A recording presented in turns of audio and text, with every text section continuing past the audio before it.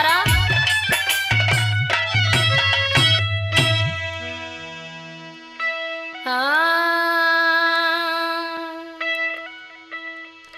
हो बोली कुएं पे लुगैया धोरे,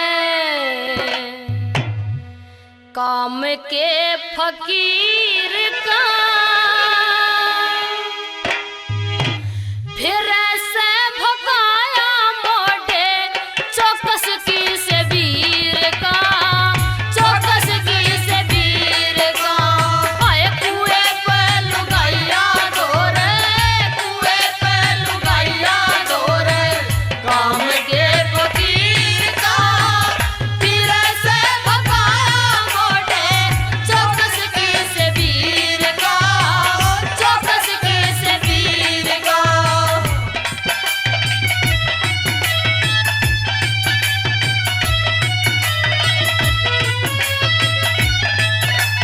बहुत अच्छे भाई।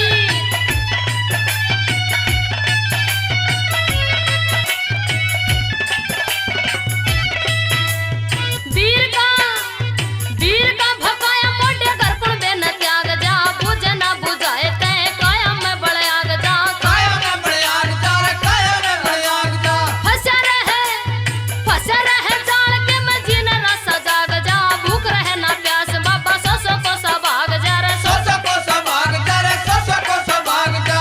आए लाग जा लपेटा जिसके, लाग जा लपेटा जिसके इश्क की जंजीर का फिर ऐसे भगाया मोटा चौकस के से वीर का, चौकस के से वीर का।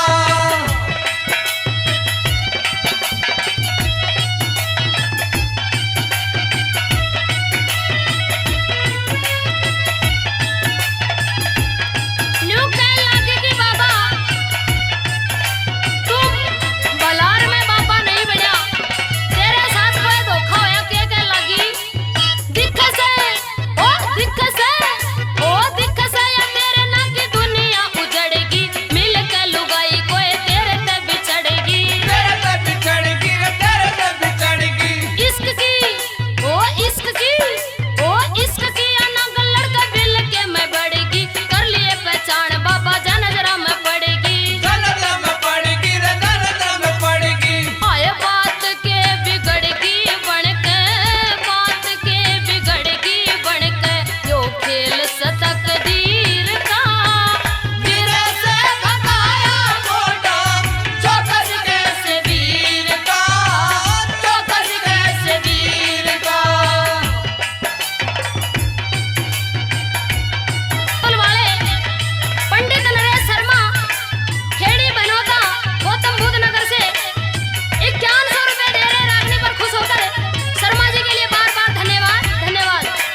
के कहने लगी बोला ओ देख के, ओ देख के, ओ देख के डगडाल तेरा नजरों से पहचान लिया, भगवा बेच करके पर्दा पाप का क्यों तान लिया, पाप का तुतान लिया, पाप का तुतान लिया। जाता नहीं, ओ जाता नहीं, ओ जाता नहीं, जीना क्यों मन में मरना ठान लिया, पानी का तनुए मोटे ओढ़ा तने आन लिया, ओढ़ा तने आन लिया। ओढ़ तने आन लिया। आया जान लिया हमने ना तू, जान लिया हमने ना तू, ते साया